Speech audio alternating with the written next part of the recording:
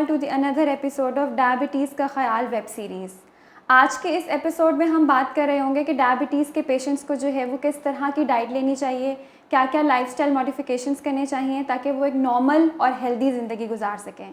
इस टॉपिक पे बात करने के लिए आज हमें एक और एक्सपर्ट ने ज्वाइन किया है। Her name is miss Wajiha Sultana. आप जो है वो एक क्लिनिकल न्यूट्रिशनिस्ट हैं एंड मोर देन 7 ईयर्स का एक्सपीरियंस रखती हैं। सो आज हम इस टॉपिक पे उनसे डिटेल में बात करेंगे कि क्या खा सकते हैं डायबिटिक पेशेंट्स, क्या नहीं खा सकते और कितने पोर्शन में खाना चाहिए। सो अस्सलाम वालेकुम मिस वजीहा। वालेकुम अस्सलाम। Thank you so much for taking out your time and thank you for having me here. Thank you. ठीक है, अच्छा मेरा आज का जो पहला सवाल है डाइट और न्यूट्रिशन के हवाले से, जो कि हम डायबिटिक पेशेंट्स के अराउंड बात करेंगे, वो ये है कि एक पेशेंट है, उसको डायबिटीज़ डायग्नोज हुई है, ठीक है।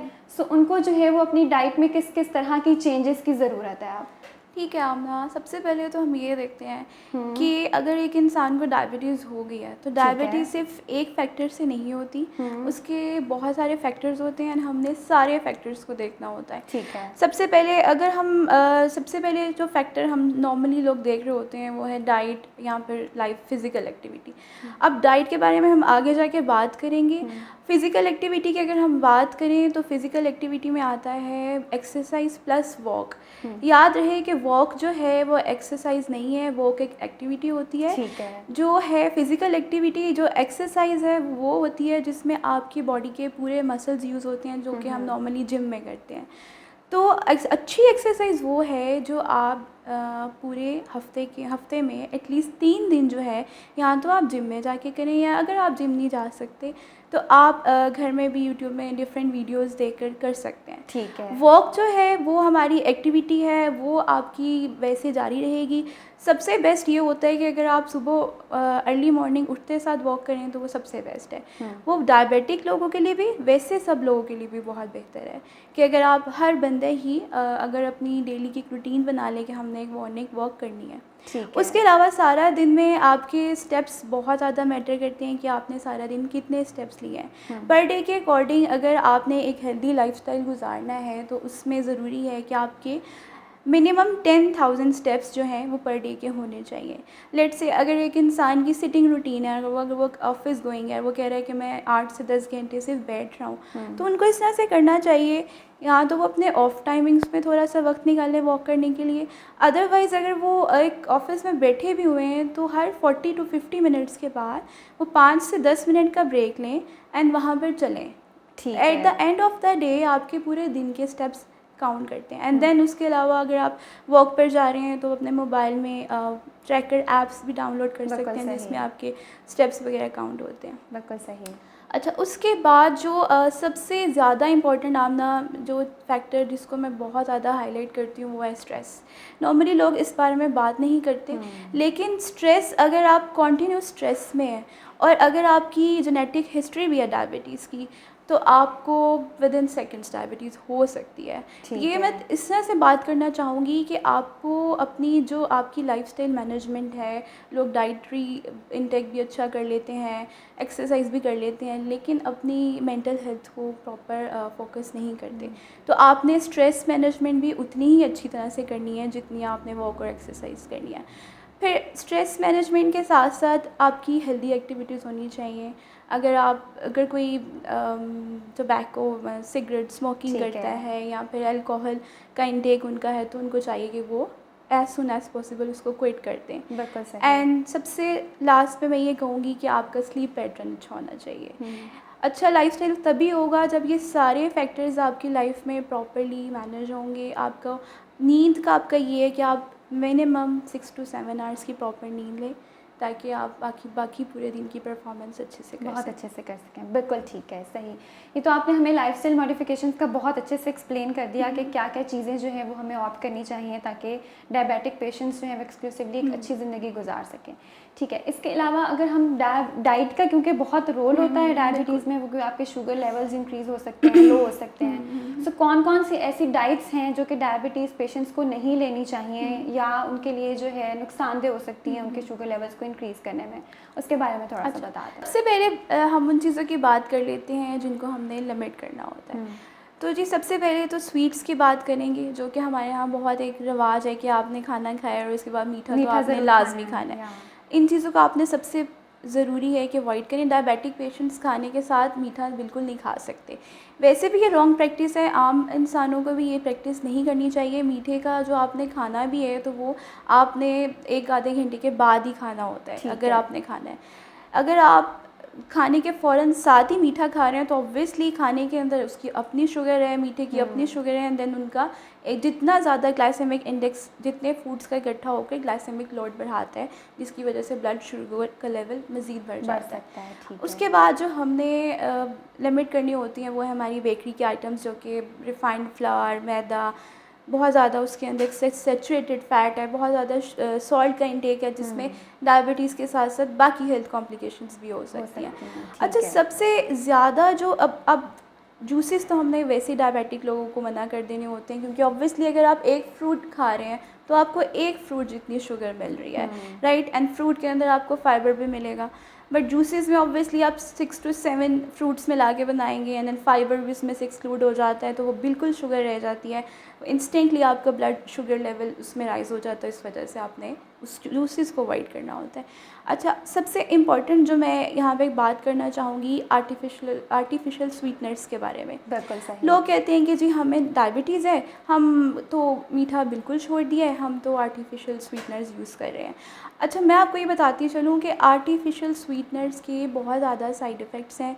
मैं आपको ये रिकमेंड करूँगी कि आप अपनी डाइटिशियन के मशवरे से उससे कंसल्ट करके, अगर आप ऑर्गेनिक चीज़ों की तरफ जाते हैं, जैसे अगर आपको ऑर्गेनिक शक्कर या ऑर्गेनिक गुड़ मिल जाता है एंड तो वो सबसे बेस्ट है। लेकिन वही बात आ जाती है कि आपने उसको यूज़ कितना करना है और किस तरह से यूज़ करना है। नॉर्मली अगर हम लोगों को कहते हैं कि अगर आप ये खा सकते हैं तो फिर लोग बहुत ज़्यादा उसका इंटेक कर लेते हैं, राइट। तो अगर आपको ऑर्गेनिक मिलता है तो प्रेफरेबली आप वही यूज़ करें। एक अमेरिकन ऑथर ने कहा था, माइकल पॉलन ने, कि जो चीज़ आपको स्ट्रेट प्लांट से मिल रही है वो आपकी बॉडी के लिए ज़्यादा अच्छी है बजाय इसके कि जो प्लांट के अंदर बन रही है, राइट। तो अनफॉर्चुनेटली हमारे यहाँ बिस्किट्स को हाँ बोल दिया जाता है एंड मैंगो को ना बोल दिया जाता है। तो वो मैंगो को ना इसीलिए बोला जा रहा होता है क्योंकि अगर एक इंसान की शुगर नॉर्मल जा रही है तो हम उसको अलाउड कर सकते हैं कि वो पर डे का एक स्मॉल साइज़ का मैंगो वो खा सकते हैं। लेकिन अगर एक आपकी शुगर बहुत ज़्यादा लेवल्स हाई हैं तो उस टाइम पे ऑब्वियसली फिर मना किया जाता है मैंगो को। लेकिन जो चीज़ प्योर है वही जो ऑर्गेनिक है, जो लोकली आपके मार्केट्स में अवेलेबल है, जो सीजनल फ्रूट्स आपको अवेलेबल हैं, बेहतर यही है कि आप उसी पे फोकस करें। अब जैसे आजकल जो है हमारे यहाँ जामुन बहुत ज़्यादा मिल रहा है, हर जगह पे आपको नज़र आएगा। जामुन बेस्ट सोर्स है ब्लड ग्लूकोज कंट्रोल करने का, बहुत अच्छा है। अगर आपको मिलता है तो आप वो अच्छे से खाएं। उसके अलावा बेरीज़ आ जाती हैं, रिच सोर्स होती हैं एंटीऑक्सीडेंट्स का, जैसे डायबिटीज़ के अंदर बहुत ज़्यादा ऑक्सीडेटिव स्ट्रेस बॉडी में होती है, फ्री रेडिकल्स को ख़त्म करने के लिए बेरीज़ बहुत हेल्पफुल हैं। पर अगेन वही कि आपको डाइटिशियन के मशवरे से खानी है, जितनी आपको रिक्वायर्ड है आप उतनी खाएंगे। एंड सबसे ज़्यादा इम्पॉर्टेंट चीज़ ये है जो है हमारे सिट्रस फ्रूट्स उनमें जो विटामिन सी है वो बहुत ज़्यादा ज़रूरी होता है हमारे ब्लड ग्लूकोज को कंट्रोल करने के लिए। अब विटामिन सी हमारे लेमन्स के अंदर है, हमारे ऑरेंजेस के अंदर है। जैसे आजकल अगर लेमन्स अवेलेबल हैं, नींबू पानी हम बना के इस्तेमाल कर लें अगर एक सुबह को, तो वो सारा दिन के लिए आपकी शुगर काफ़ी हद तक कंट्रोल रह सकती है। पर उसमें आपने चीनी वगैरह का इस्तेमाल नहीं करना होता। एंड देन उसके अलावा एक और चीज़ पे मैं हाईलाइट करूँगी कि बहुत ज़्यादा ये कहा जाता है कि डायबिटिक लोग हाई फाइबर फूड लें, हाई फाइबर होल व्हीट लें। बेशक हाई फाइबर लें, लेकिन फ़ाइबर भी आपने एक लिमिट तक लेना होता है। नॉर्मली डायबिटिक पेशेंट्स को 14 ग्राम्स पर डे का फ़ाइबर रिक्वायर्ड है, आप लें। लेकिन अगर आप उससे ज़्यादा फ़ाइबर इंटेक कर लेंगे तो वो आपकी बॉडी में जिंक डेफिशिएंसी करवाएगा। बहुत ज़्यादा एक्सेस फ़ाइबर जो है वो जिंक की अब्जॉर्प्शन को हमारी बॉडी में रोकता है, एंड देन बाद में उसके बहुत से हेल्थ कॉन्सिक्वेंसेज हो सकते हैं। सो इस वजह से आपने जो भी खाना है प्रॉपर कंसल्टेशन के बाद अपनी कैलोरी रिक्वायरमेंट में रहते हुए खाना है। बिल्कुल सही, बहुत अच्छे से आपने एक्सप्लेन कर दिया कि क्या हम ले सकते हैं, कितनी हमें क्वांटिटी में लेना चाहिए और क्या चीज़ें जो हैं वो बिल्कुल नहीं लेनी चाहिए। सो एक चीज़ जो डायबिटिक पेशेंट्स को डॉक्टर्स भी बताते हैं और हम लोग अक्सर सुनते भी हैं, न्यूट्रिशनिस्ट भी इवन गाइड कर रहे होते हैं, वो है पोर्शन कंट्रोल के बारे में, जो कि अभी आपने खुद भी मेंशन किया कि बहुत ज़्यादा नहीं खा लेना, जितना बताया जाए उतना ही खाना है। सो मैं चाहूँगी कि आप एक दफ़ा थोड़ा सा पोर्शन कंट्रोल के बारे में भी गाइड कर दें कि वो क्या होता है और अगर फॉर एग्जांपल हम एक लंच कर रहे हैं या एक डिनर कर रहे हैं, नॉर्मल मील जैसे ले रहे हैं, तो उसमें पोर्शन कंट्रोल की क्या इंपॉर्टेंस है और कैसे किया जा सकता है? ठीक है। अच्छा, इस तरह से है कि नॉर्मली देखा जाए तो डायबिटिक पेशेंट्स के लिए जो है, हमें पर डे की कार्बोहाइड्रेट्स, जिसको हम निशास्ता बोलते हैं, वो वेमेन टू मैन डिफ़र करते हैं, बट ये है कि आप उनकी रेंजेस जो हैं 40 to 50 के राउंड आती हैं। सो एक कार्बोहाइड्रेट की जो सर्विंग है, जैसे रोटी है या चावल है या दलिया है, एक कार्बोहाइड्रेट की सर्विंग जो है वो आपको 15 ग्राम्स जो है कार्ब्स प्रोवाइड करती है। सो अगर आप एक 8 इंच की रोटी ले रहे हैं, मीडियम साइज़ की, चोकर के आटे की, अगर आप कुक्ड चावल ले रहे हैं 1/3 कप, जिसमें हमारे आ जाएंगे 8 to 9 टेबल स्पून। अगर आप जो है दलिया वगैरह ले रहे हैं, वो भी आप हाफ़ कप, लेकिन पानी में बना हुआ पका हुआ। दूध अगर आपने लेना है तो 1 कप तक ले सकते हैं। दही इसी तरह से आप 5 टेबल स्पून तक ले सकते हैं एट अ टाइम। और अगर आपने शक्कर या चीनी का इस्तेमाल करना है तो वो एट अ टाइम 1 टीस्पून तक आपको अलाउड है। ये इतनी क्वांटिटी है जिसको खाने से आपकी बहुत ज़्यादा इंस्टेंटली शुगर स्पाइक नहीं आएगा। ठीक है, सेफ जोन में यानी। एग्जैक्टली। और इसके अलावा जैसे स्टार्ची वेजिटेबल्स होती हैं हमारे यहाँ, जैसे आलू को बिल्कुल मना कर दिया जाता है, शक्करकंदी, मकई, मटर, इनका ग्लाइसेमिक लोड थोड़ा सा ज़्यादा होता है, तो इसको भी आप हाफ़ कप तक इस्तेमाल कर सकते हैं। अगर आप ये पोर्शंस हैं इसके अंदर रहते हुए अगर आप खाएंगे तो आपको शुगर लेवल कंट्रोल में रहेगा। बिल्कुल सही। ठीक है, तो अभी हम शुगर लेवल के कंट्रोल में रहने की इंपॉर्टेंस पे भी बात कर रहे थे कि आपने डाइट को भी उसी तरीके से ही मॉनिटर करना है कि हमारा शुगर लेवल जो है वो कंट्रोल में रहे। सो इसमें मेरा आपसे ये भी क्वेश्चन है कि आप हमें ये भी बताएं कि शुगर लेवल की मॉनिटरिंग, क्योंकि हम डाइट भी डिफरेंट तरह की ले रहे होते हैं, वो कितनी इंपॉर्टेंट है और उसको जो है वो एक शुगर पेशेंट को कितना ध्यान में रखना चाहिए अपनी एक नॉर्मल ज़िंदगी गुजारते हुए? जी बिल्कुल, मॉनिटरिंग बहुत ज़्यादा इम्पॉर्टेंट है, क्योंकि अगर मैं तो ये मानती हूँ कि अगर एक डायबिटिक पेशेंट अपना लाइफस्टाइल अच्छा कर ले तो वह नॉर्मल बंदे से ज़्यादा अच्छा अपना बैलेंस, अपनी डाइट भी कर सकता है, बैलेंस अच्छा लाइफस्टाइल गुजार सकता है, क्योंकि उसकी डाइट ज़्यादा अच्छी तरह से अच्छा हो रही। बिल्कुल ऐसे ही है। सो बहुत ज़्यादा इम्पॉर्टेंट है कि अगर आप हर 3 मंथ्स के बाद अपना रेगुलरली चेकअप करवाएं, अपना शुगर लेवल्स चेक रखें, अपनी होम मॉनिटरिंग करें, जिस तरह से आपके डॉक्टर्स ने आपको रिकमेंड किया। बहुत इजी है, हर कोई कर सकता है। तो इसको रहते हुए आपको पता होगा कि आप एक सब कुछ खा भी सकते हैं और आपके शुगर लेवल्स भी सही चल रहे हैं। बहुत बहुत शुक्रिया मिस वजीहा, आपने बहुत अच्छे से सब चीज़ें एक्सप्लेन कर दी।